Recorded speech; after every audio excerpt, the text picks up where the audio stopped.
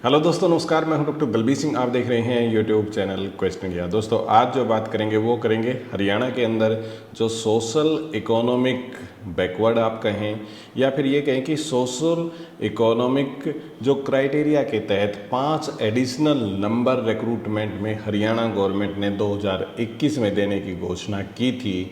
आज वो 2024 में लोकसभा के इलेक्शन के दौरान हाई कोर्ट ने उसे रद्द कर दिया। मतलब वो जो स्कीम गवर्नमेंट लेके आई थी उसे बिल्कुल रद्द कर दिया।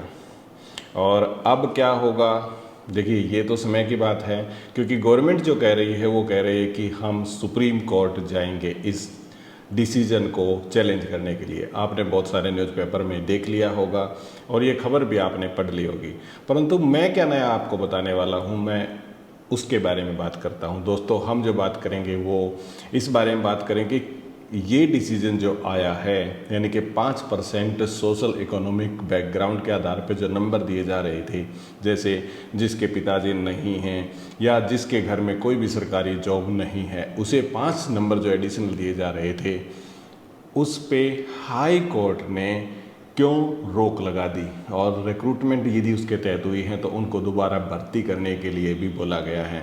तो ऐसा क्या हुआ, तो उसके बारे में बात करेंगे कि किस आधार पे हाई कोर्ट ने ये डिसीजन दिया है। दूसरी बात दोस्तों वो करेंगे कि जैसे रिजर्वेशन की जब हम बात करते हैं तो किस किस स्टेट के अंदर कितने % रिजर्वेशन है। हालांकि जो हरियाणा गवर्नमेंट ने सोशल इकोनॉमिक बैकग्राउंड के आधार पे जो 5 नंबर एडिशनल दिए थे, रिजर्वेशन से इसका लिंक नहीं है, क्योंकि रिजर्वेशन नहीं थी।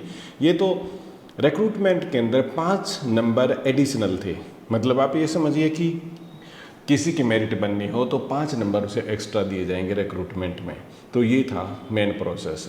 तो हम जो बात करेंगे रिजर्वेशन जो 50% की कंडीशन जिस प्रकार से बात की जा रही है कि किसी भी स्टेट में 50% से ज़्यादा नहीं होना चाहिए, किस किस स्टेट के अंदर 50% से ज़्यादा रिजर्वेशन चल रहा है।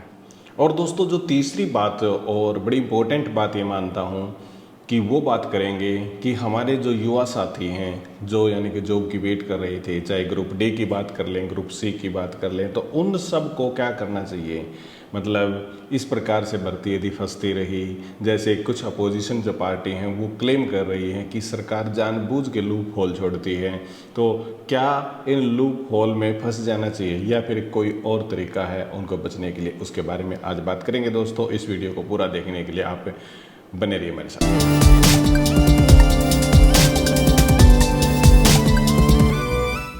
दोस्तों, एक बार फिर से आपका स्वागत है। सबसे पहले और सबसे इम्पोर्टेंट जो बात है वो बात कर लेते हैं कि न्यूज़पेपर क्या कहते हैं, क्योंकि हाल फिलहाल में यानी कि 2 दिन पहले ये डिसीजन हाई कोर्ट का आया है और जिसमें कहा गया है कि अब सारे रिक्रूटमेंट जो इस रिजर्वेशन के तहत यानी कि एडिशनल मार्क के तहत हरियाणा गवर्नमेंट ने की हैं, वो सारी भर्ती रद्द की जाती हैं और नए सिरे से भर्तियां होंगी।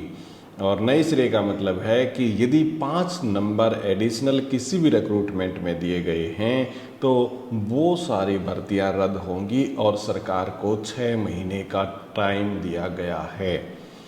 अब बात यह है कि नवंबर महीने के अंदर विधानसभा के इलेक्शन हैं और अभी जून महीने के अंदर मैं 2 तारीख को रिकॉर्ड कर रहा हूँ। 4 तारीख को लोकसभा के रिजल्ट आने हैं और यदि बात करें जून के बाद में जो टाइम बचता है, जुलाई, अगस्त, सितंबर, अक्टूबर, यानी कि 4 महीने में क्या भर्ती पॉसिबल है। आप ये इस बात अच्छे तरीके से समझते हैं कि भर्ती पॉसिबल नहीं है। हालांकि कुछ सरकार के बारे में बात करें तो कुछ सरकार से या फिर बात करें हरियाणा स्टाफ सिलेक्शन कमीशन से कुछ इसके बारे में क्लैरिफिकेशन आई है और वो ये कह रहे हैं कि कुछ भर्तियां ऐसी हैं जिनके अंदर एडिशनल मार्क्स नहीं दिए गए तो उनके ऊपर कोई असर नहीं पड़ेगा। और दूसरी बात जो सरकार कह रही है और जो एडवोकेट जनरल हैं हरियाणा के महाजन जी, उन्होंने भी कहा कि हम सुप्रीम कोर्ट में इसको चैलेंज करेंगे, क्योंकि पहले भी सिंगल बेंच ने इसके फेवर में फैसला सुनाया था, यानी कि सरकार के फेवर में फैसला, जिसमें ये कहा था कि सरकार इस प्रकार का प्रोविज़न कर सकती है जो लोग गरीब हैं, तो उसके बारे में। और जब सरकार ने ये डिसीजन लिया था उस समय पे हरियाणा के मुख्यमंत्री थे श्रीमान मनोहर लाल खट्टर जी। आइए थोड़ी सी उनकी स्पीच सुन लेते हैं और आज के न्यूज़पेपर क्या कहते हैं उनके बारे में देख लेते हैं। एक प्रावधान हमने किया कि जिसके घर में एक भी नौकरी नहीं है, ऐसे अगर नौजवान नौकरी के लिए अप्लाई करते हैं तो उनको 5 नंबर में एक्स्ट्रा देंगे ताकि उसका नंबर आ सके। तो भाई बनो, आखिर तो हम ये सब क्यों कर रहे हैं? इसलिए कर रहे हैं कि जो गरीब रह गया उसको भी मौका मिले आगे बढ़ने का। जो आगे बढ़ रहे हैं वो देश के समाज के काम में और आगे बढ़े, अपनी तरक्की करें, देश की तरक्की करें, लेकिन जो गरीब है उसको भी साथ लेके चले ताकि समाज में एक समानता आए। हमारी जो दूरियां हैं, बड़े की और छोटे की जो दूरी होती है, देखो 5 उंगली बराबर तो नहीं हो सकती, लेकिन कम से कम दूरियां कम तो उसकी कर सकते हैं। यहाँ पे आप देखिए, यहाँ पे हाई कोर्ट का बड़ा फैसला, करीब 14,000 पदों के लिए दोबारा होगी परीक्षा, मोटे तौर पे लिखा गया है। इसके बारे में अलग अलग क्लैरिफिकेशन है, 56 का क्या होगा, 57 का क्या होगा। नौकरियों में सामाजिक और आर्थिक आधार पर 5 अंक देने का फैसला रद्द किया। ये एक सिंपल सी खबर है। अपोजिशन में जैसे सुरजेवाला हैं, उन्होंने क्या कहा है कि 20 लाख युवाओं के भविष्य की भ्रूण हत्या की है। बड़ी बात है यहाँ पे। और कोर्ट के फैसले से 20 लाख से अधिक युवाओं का भविष्य अधर में लटक गया है। दूसरी खबर देखते हैं, दूसरी खबर के अंदर क्या है। यहाँ पे आप देखिए, ये भी हाई कोर्ट के फैसले का असर। टीजीटी की 7471 पदों का रिजल्ट जारी हो सकेगा और ग्रुप डी की भर्ती में चयनित उम्मीदवारों पर कोई असर नहीं पड़ेगा।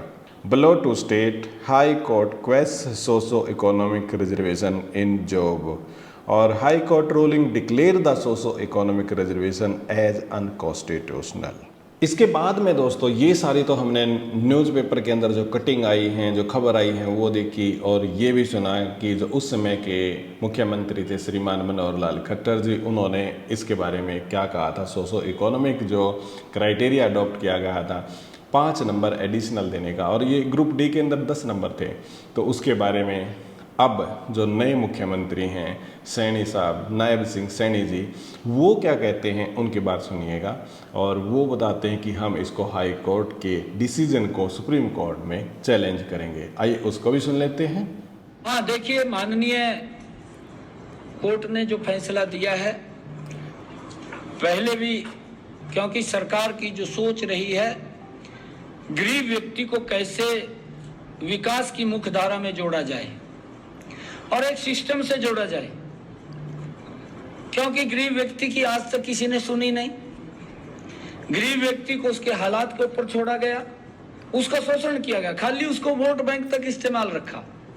ये पहली बार है कि मोदी की सरकार, ये डबल इंजन की सरकार ने, मनोहर जी ने इस प्रकार का सिस्टम बनाया कि जो अंतिम पायदान के ऊपर बैठा व्यक्ति है उसके घर के अंदर भी एक दीपक जले, उसके घर भी रोशन हो। ये चिंता अगर किसी ने की है, ये डबल इंजन की सरकार ने की थी और उसको लेकर के उनको लाभ दिया गया था। माननीय हाई कोर्ट की एक बेंच ने उसकी सराहना भी की थी, परंतु दूसरी बेंच ने उसको खारिज किया है।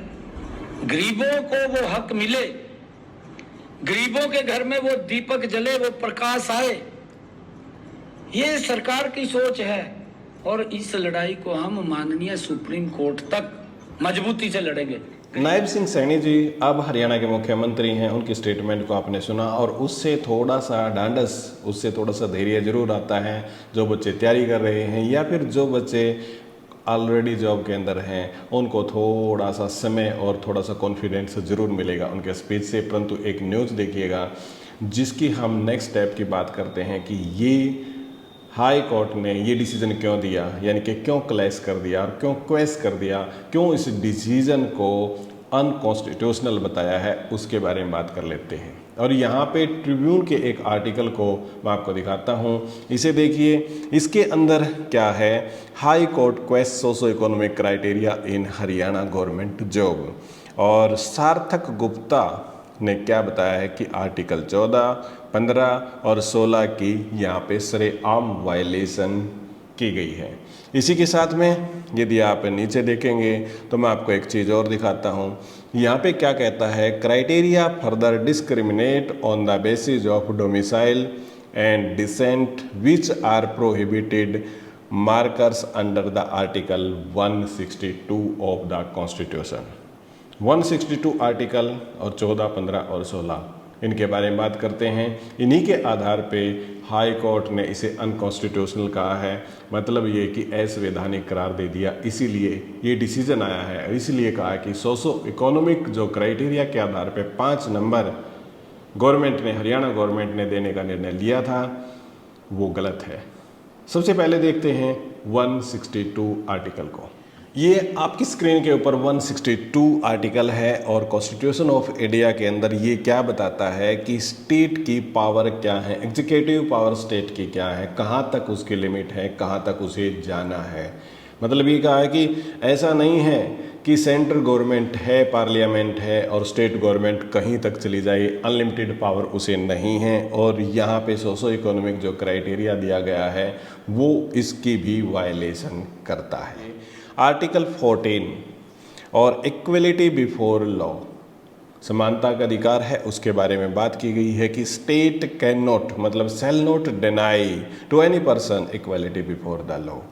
इसी के साथ में नेक्स्ट जो आर्टिकल की बात की गई है वो है आर्टिकल 15। आर्टिकल 15 को देखते हैं। आर्टिकल 15 में क्या है, prohibition of discrimination on ground of religion, race, caste, sex and place of birth. Simple सी बात है, डिस्क्रिमिनेशन यहाँ भी नहीं किया जा सकता है। और 5 नंबर किसी को एडिशनल देना ये अनकॉन्स्टिट्यूशनल इसलिए है क्योंकि किसी को प्रेफरेंस दी गई है, जानबूझ के नंबर दिए गए हैं। हालांकि सामाजिक आधार पर वो पिछड़े हुए हैं, सरकार इस प्रकार के डिसीजन ले सकती है, परंतु कोर्ट ने माना है कि ये संवैधानिक नहीं है। फिर आर्टिकल की बात करते हैं 16 की, और 16 आर्टिकल के अंदर क्या कहा गया है। आर्टिकल 16 में बताया गया है कि equality of opportunity in matter of public employment, यानी कि सरकारी जितनी भी जॉब हैं, सरकारी एम्प्लॉयमेंट हैं, उनके अंदर सभी को इक्वल अपॉर्चुनिटी मिलेगी। ये गारंटी देता है हमारा कॉन्स्टिट्यूशन, और कॉन्स्टिट्यूशन हमें यदि गारंटी देता है तो निश्चित तौर से सबको बराबर का अधिकार यहाँ पे मिलना चाहिए। दोस्तों, ये सारी बात होने के बावजूद, जैसे हमने पॉइंट में स्टार्टिंग के अंदर ये बात कही थी कि हम ये देखते हैं कि रिजर्वेशन के ऊपर बड़ी मारामारी है, और बहुत सारे लोग ये कहेंगे ओबीसी के अंदर जिस प्रकार से क्रीमी लेयर है उस प्रकार से शेड्यूल कास्ट के अंदर और शेड्यूल ट्राइब के अंदर भी क्रीमी लेयर होनी चाहिए। परंतु ये कंट्रोवर्सी का मुद्दा है, वाद विवाद का मुद्दा है और बहस का मुद्दा है, और ये डिसीजन है जो हमारी पार्लियामेंट ने लेना है, सरकार ने लेना है। तो उसके ऊपर ना जाके मैं आपको एक और फंडामेंटल चीज़ बताना चाहता हूँ। कई बार आपने सुप्रीम कोर्ट के कहते हुए सुना होगा कि रिजर्वेशन 50% से ज़्यादा नहीं होनी चाहिए, और 50% से ज़्यादा नहीं होनी चाहिए तो फिर 50% से ज़्यादा बहुत सारी स्टेट के अंदर है। आइए मैं स्क्रीन पे आपको दिखाता हूँ। यहाँ पे स्क्रीन पे आप देखोगे तो ये है टोटल रिजर्वेशन, और ये परसेंटेज के अंदर है। यहाँ पे percentage reservation of each state है, तो ये आप देखोगे तो नीचे कुछ सारी स्टेट्स यहाँ पे हटा दी है मैंने, जो 50% से कम थी, वो 2 या 3 स्टेट इसके अंदर आती हैं। हरियाणा की बात करें तो ये थोड़ा सा मुझे लगता है कि इसके अंदर कहीं ना कहीं चूक जरूर है, थोड़ा सा बदलाव होना चाहिए, क्योंकि मैं हरियाणा से बिलोंग करता हूँ तो इसके अंदर थोड़ी सी सुधार की ज़रूरत है। परंतु ये जो डाटा है ये विकीपीडिया का डाटा है, तो हमने विकीपीडिया से लिया है, तो इसको याद रखें। लक्षद्वीप के अंदर 100% रिजर्वेशन है, परंतु पॉपुलेशन यहाँ पे ST है। उसके बाद में सिक्किम, अरुणाचल, मेघालय, मिजोरम, नागालैंड की बात करें तो 80% है, ST पॉपुलेशन है, इसे छोड़ दीजिए। बात करते हैं यहाँ से बिहार से। बिहार के अंदर 75% रिजर्वेशन है, जिसके अंदर OBC 43% है। महाराष्ट्र में जाएंगे तो 10% मराठा को दिखाई गई है, 1% ऑर्फान को दिखाई गई है, 73% है यहाँ भी। तमिलनाडु के अंदर 69 है, छत्तीसगढ़ के अंदर 69 है, कर्नाटका के अंदर 66 है, और फिर तेलंगाना, राजस्थान, केरला, आंध्र प्रदेश, उत्तर प्रदेश, राजस्थान में 5% MBC को दी गई है। और बहुत सारी स्टेट ऐसी हैं जिनके अंदर 50% से ज़्यादा रिजर्वेशन है ही। बात करें 3-4 स्टेट की लास्ट की, उनको छोड़ दिया जाए तो बाकी सब के अंदर 50% से ज़्यादा रिजर्वेशन है। और यदि ये रिजर्वेशन इस प्रकार से और बढ़ती रही तो ये रिजर्वेशन कहाँ रुकेगी?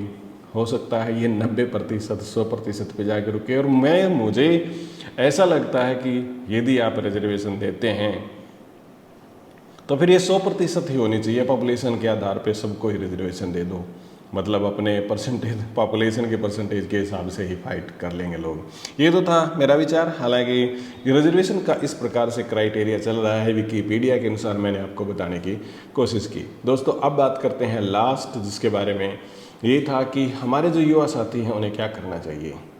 देखिए दोस्तों, किसी भी स्टेट के अंदर मैं आपको क्लियर कट ये बताना चाहता हूँ कि यदि आप गवर्नमेंट जॉब के अंदर अप्लाई करते हैं, 10% से लेके 5%, यानी 5 से 10% तक ये संभावना बनी रहती है कि उनके डिसीजन हाई कोर्ट और सुप्रीम कोर्ट में चैलेंज होकर उनकी नौकरी जा सकती है। इसलिए या तो आप सेंट्रल गवर्नमेंट के लिए अप्लाई कीजिए, या आप बहुत ज़्यादा ब्रिलियंट स्टूडेंट हैं तो सेंट्रल गवर्नमेंट में अप्लाई कीजिए, ज़्यादा बेहतरीन रहेगा। फिर भी हरियाणा गवर्नमेंट के अंदर यदि आपकी जॉब लगती है और आप हरियाणा गवर्नमेंट या किसी भी गवर्नमेंट, स्टेट गवर्नमेंट के लिए अप्लाई कर रहे हैं, तो बस निश्चित तौर से 5 साल के अंदर भर्तियाँ आती हैं और बहुत सारे उसके अंदर अड़ंगे, लूप होल जरूर छोड़ दिए जाते हैं, जिनके कारण वो बाद में चैलेंज होते हैं वो जॉब। तो इसलिए आपको जॉब में लगने के बाद भी कंटिन्यूसली तैयारी रखनी चाहिए। हो सकता है आपको सेकेंड टाइम, थर्ड टाइम, क्योंकि बीजेपी गवर्नमेंट के अंदर ही ऐसा कुछ हुआ था, पीटीआई के साथ में ऐसा कुछ हुआ था, फाइन आर्ट के टीचर के साथ में उनको दोबारा से टेस्ट में बैठना पड़ा। इसलिए आपको दोबारा से टेस्ट में बैठना पड़ सकता है, आपको कंटिन्यूसली तैयारी यहाँ पे रखनी पड़ेगी। दोस्तों ये था आज का वीडियो, उम्मीद करता हूँ ये आपको पसंद आया होगा। मुझे दीजिएगा इजाज़त, मैं मिलता हूँ बहुत ही जल्द आपको अगले वीडियो में। तब तक बहुत बहुत आपका धन्यवाद।